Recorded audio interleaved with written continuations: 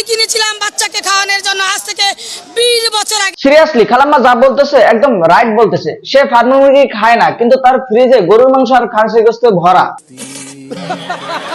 সেই ফার্মের মুরগির গন্ধ নাকে বয়ে আমার আজও বেড়া। আসলে ফার্মের মুরগি তো গন্ধ, তাই খালাম্মা 20 বছর ধরে ফার্মের মুরগি খায় না, গরু আর খাসি খায়। আমি কিন্তু একটা প্রাইমারি স্কুলের টিচার হয়ে একটা দেশি মুরগি কিনে খেতে আমি আজও পারি। খালাম্মার কি কষ্ট, এত বছর সরকারি জব করার পরও একটা দেশি মুরগি কিনে খাইতে পারলো না। মিথ্যা কথা, আমি বিশ্বাস করি না। কিন্তু খালাম্মা মেয়ে বিয়ে দেওয়ার সময় সরকারি চাকরিওয়ালা ছেলে ঠিকই খুঁজে। যে সরকারি চাকরির জন্য মানুষ এত কিছু করে, সেই সরকারি চাকরি করে খালাম্মা কাইন্ডা কাইন্ডা পাবলিককে প্রশ্ন করে। আমি এই জাতির কাছে আমার প্রশ্ন যে আমি প্রাইমারি স্কুলে একজন টিচার হয়ে আমার মাস শেষ হলে বেতন হিসাব করতে হয়, আমার সন্তানকে দিব, আমার সন্তান বাসা ভাড়া দিব, আমার বাচ্চাদের পড়ার খরচ দিব, তাইলে চিকিৎসা খরচ দিব। ভাড়া থাকলে ভাড়া তো দিতেই হবে, সন্তানকে প্রাইভেট স্কুলে টাকা দিয়ে পড়ালে বেতন তো দিতেই হবে।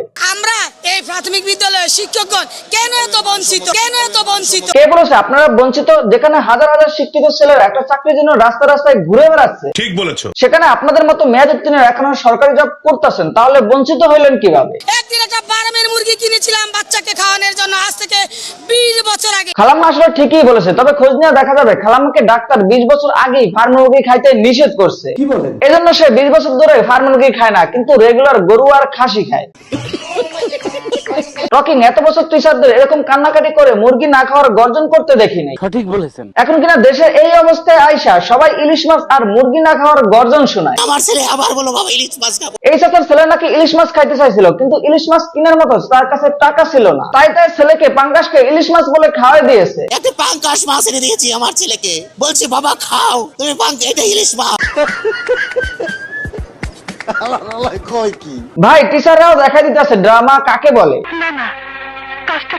একদিকে তারা বলে তারা নাকি ইলিশ মাছ খাইতে পারে না, অন্যদিকে দেখা যায় তারা সিলেটে দেয়া রিসোর্টে রিসোর্টে ঘুরে বেড়াচ্ছে। কি আশ্চর্য কথা! দেশের অনেক মানুষ না খেয়ে জীবনযাপন করতেছে, শিক্ষিত ছেলেরা চাকরির জন্য রাস্তা রাস্তায় ঘুরে বেড়াচ্ছে, আর সেখানে কিনা তারা মিথ্যা ড্রামা দেখে আরো বেশি ফায়দা নেওয়ার চেষ্টা করতেছে। আমার ছেলে আবার বলো বাবা ইলিশ মাছ খাবো। চাচা মনে হয় পাবলিককে বোধাই মনে করছে। আর এইদিকে চাচা ডুপ্লিকেট ফিমেল কপি খালাম্মা বলতেছে ফার্মের মুরগি কিনেছিলাম 20 বছর আগে, সেই ফার্মের মুরগির গন্ধ নাকে বয়ে আমার আজও বেড়া। আরে খালাম্মা মুরগির কথা শুনে পাবলিককে আপনি মুরগি বানাইতে পারবেন না। কি সাক্ষ্য প্রমাণ আছে তোমার কাছে? রিয়েলি ভাই, কেউ খালাম্মার বাসা যায় ফ্রিজটা খুলে দেখেন গরু আর খাসি মাংসে ভরা। তো আজ এবং যারা ফেসবুক থেকে দেখতেছেন পেজটা ফলো করে দিবেন, আর যারা ইউটিউব থেকে দেখতেছেন চ্যানেলটা সাবস্ক্রাইব করে দিবেন। দেখা হচ্ছে নেক্সট ভিডিওতে। ধন্যবাদ।